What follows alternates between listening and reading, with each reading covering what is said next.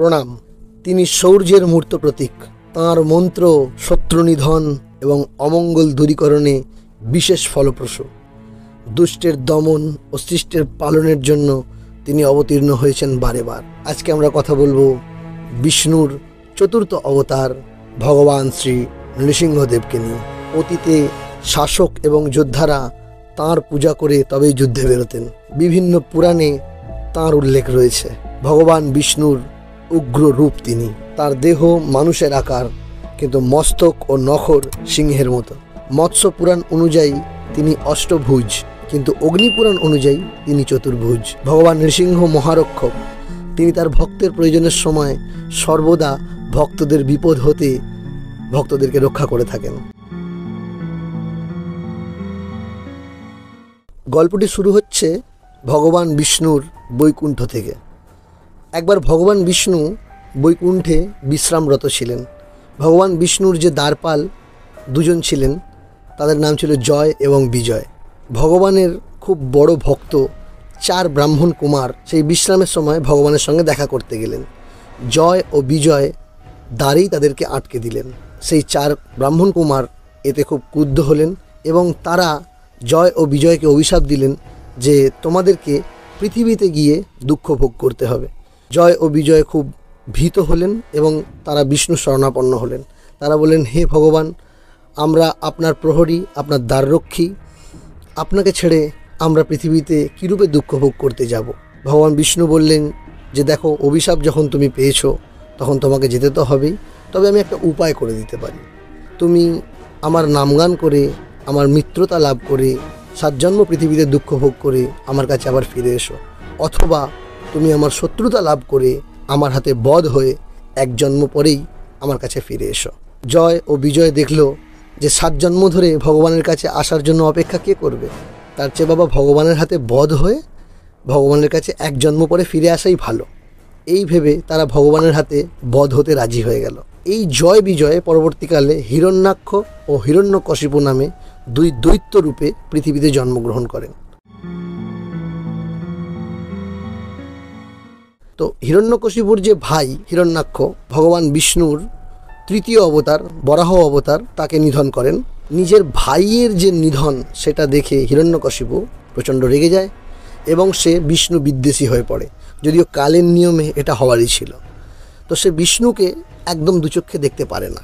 নিজের ভ্রাতার হত্যার প্রতিশোধ নেওয়ার জন্য হিরণ্যকশ্যপ সবসময়ের জন্য বিষ্ণুকে হত্যা করার পরিকল্পনা করতে থাকে, কিন্তু এই কাজটা করার জন্য যে শক্তি সে কোথা থেকে পাবে? সৃষ্টিকর্তা ব্রহ্মা এই জাতীয় প্রবল বরদানে সক্ষম, এই ভেবে হিরণ্যকশ্যপ ব্রহ্মার উপাসনা শুরু করেন। তিনি বহু বছর ব্রহ্মার কঠোর তপস্যা করেন। ব্রহ্মাও হিরণ্যকশিপুর তপস্যা সন্তুষ্ট হন। তিনি হিরণ্যকশিপুকে বর দেওয়ার জন্য তার সামনে উপস্থিত হন। হিরণ্যকশিপু বলেন, হে প্রভু, আপনি যদি আমাকে সত্যি বর দিতে চান তবে এমন বর দিন যে বরে আপনার সৃষ্ট কোনো জীবের হাতে আমার মৃত্যু হবে না। আমাকে এমন বর দিন যে বরে ঘরের ভিতরে বা বাইরে কোথাও আমার মৃত্যু হবে না। দিনে বা রাতে, ভূমিতে বা আকাশে কোথাও আমার মৃত্যু হবে না। শস্ত্রের আঘাতে মানুষ বা পশুর হাতে আমার মৃত্যু হবে না। যে বরে কোনো জীবিত বা মৃত সত্তার হাতে আমার মৃত্যু হবে না। কোনো উপদেবতা, দৈত্য বা পাতালের মহানাগ আমাকে হত্যা করতে পারবে না। আমাকে সেই পদমর্যাদার উপযুক্ত সকল গৌরব প্রদান করুন। হিরণ্যকশিপু যখন মন্দার পর্বতে ব্রহ্মার তপস্যা করছিলেন, তখন ইন্দ্র ও অন্যান্য দেবতাগণ তার প্রাসাদ আক্রমণ করেন। নারদ সেখান থেকে তার স্ত্রী কয়াধুকে রক্ষা করেন।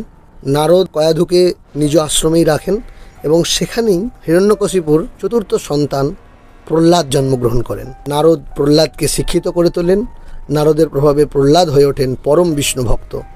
এতে তার পিতা হিরণ্যকশিপু অত্যন্ত ক্ষুব্ধ হন, কারণ তিনি তো বিষ্ণু বিদ্বেষী, তার ভাইকে তো বিষ্ণু হত্যা করেছে, তার ছেলে যদি বিষ্ণু ভক্ত হয় তার তো রাগ হবেই। মাতৃ জঠরে থাকাকালীনই প্রহ্লাদ কয়াধুর মাধ্যমে নারদের হরিসংকীর্তনে বিভোর হয়ে থাকতেন। জন্মলাভের পর বাল্যকাল অবধি তিনি নারদের কাছে অনেক শিক্ষাও লাভ করেছিলেন। ফলে প্রহ্লাদ ভগবান বিষ্ণুর একনিষ্ঠ পরম ভক্ত হয়ে ওঠেন। অপরদিকে তার পিতার ভগবানের প্রতি অনীহা ও আধ্যাত্মিকতার প্রতি অনাস্থার দরুন প্রহ্লাদ বারবার নিজের পিতার থেকে সাবধানবাণী পান।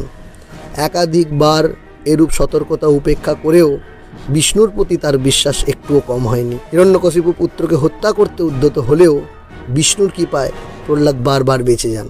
হাতি দ্বারা প্রহ্লাদকে পদদলিত করার যে পরিকল্পনা হিরণ্যকশিপু করেছিলেন, সেই পরিকল্পনা বিফলে যায়। হিরণ্যকশ্যপ নিজের পুত্রকে সর্পসংকুল কক্ষে আবদ্ধ করলে সর্পকুল প্রহ্লাদের জন্য পালঙ্ক নির্মাণ করে দৈত্যরাজের পরিকল্পনা নস্যাৎ করে।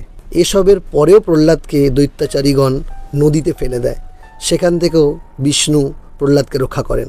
হিরণ্যকশ্যপের ভগিনী হোলিকা বরপ্রাপ্ত ছিলেন যে অগ্নি তাকে ভস্ম করতে পারবে না, আগুন তাকে ভস্ম করতে পারবে না।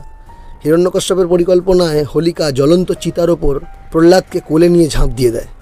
প্রহ্লাদের প্রার্থনায় ও বিষ্ণুর ছলনার দ্বারা ওই আগুনের হোলিকা দহন ঘটলেও প্রহ্লাদ কিন্তু প্রাণে বেঁচে যায়।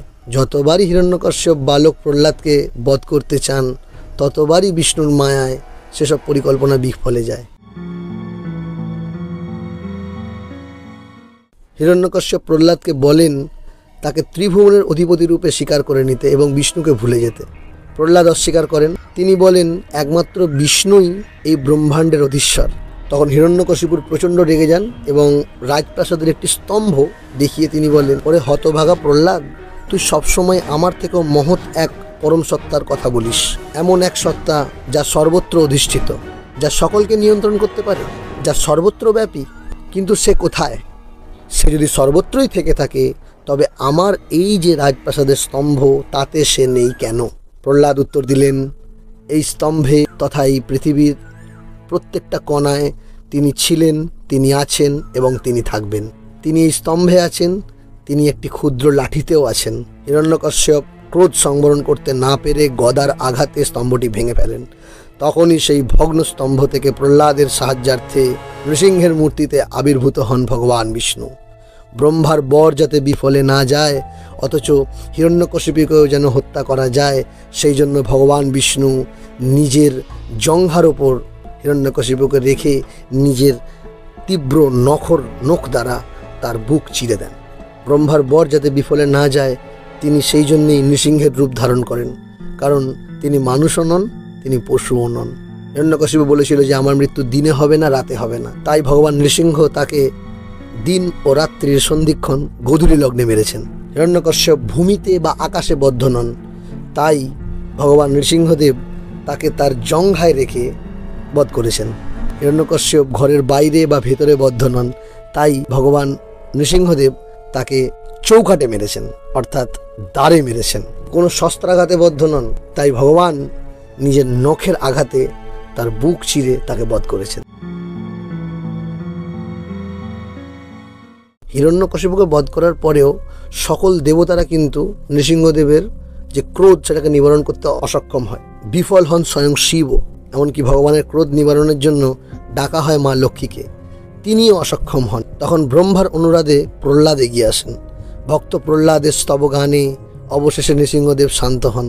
আবার শিবপুরাণ অনুযায়ী ভগবান নৃসিংহকে শান্ত করার জন্য ভগবান শিব প্রথমে বীরভদ্রকে তার কাছে পাঠান। বীরভদ্র ভগবানের ক্রোধ নিবারণে অসক্ষম হয়। তখন শিব স্বয়ং মনুষ্য সিংহ পক্ষীরূপী সরভের রূপ ধারণ করেন। সরভ ও ভগবান নৃসিংহের মধ্যে এক তুমুল যুদ্ধ হয়। ভগবান বিষ্ণু শিবের ভক্তে পরিণত হন। লিঙ্গপুরাণ গ্রন্থেও সরভের কাহিনী রয়েছে। ভগবান নৃসিংহের মহিমার কথা আমরা আদি শঙ্করের জীবনেও দেখতে পাই। এক কাপালিক দেবী কালীর নিকট যখন আদি শঙ্করকে বলি দিতে প্রস্তুত হন, তখন ভগবান নৃসিংহই আদি শঙ্করকে সেখান থেকে রক্ষা করেন। আদি শঙ্কর তৎক্ষণাৎ ভগবান নৃসিংহ প্রেমে উন্মত্ত হয়ে তার প্রসিদ্ধ লক্ষ্মী নরসিংহা স্তোত্রটি রচনা করেন।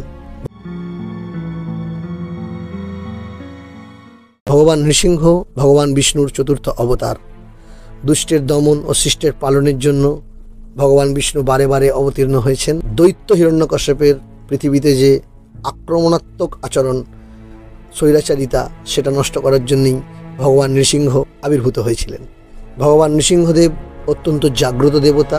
অর্থ, সম্পদ, সম্মান সব কিছুই ভগবান নৃসিংহ তার ভক্তদের ভরে ভরে দিয়ে থাকেন, শুধু তাকে ডাকার অপেক্ষা। উগ্রং বীরং মহাবিষ্ণুং জ্বলন্তং সর্বতোমুখম নৃসিংহং ভীষণং ভদ্রং মৃত্যুর্মৃত্যুং নমাম্যহম। ভগবান নৃসিংহের খুব পাওয়ারফুল একটা মন্ত্র এটি। এই মন্ত্রের যে কতটা শক্তি সেই বিষয়ে আমরা আলোচনা করব অন্য কোনো একটি ভিডিওতে, অন্য কোনো একদিন। জানা অজানা এরকমই শাস্ত্রীয় অনেক কাহিনী শোনার জন্য চ্যানেলটি সাবস্ক্রাইব করে রাখুন। সকলে খুব ভালো থাকবেন। প্রণাম।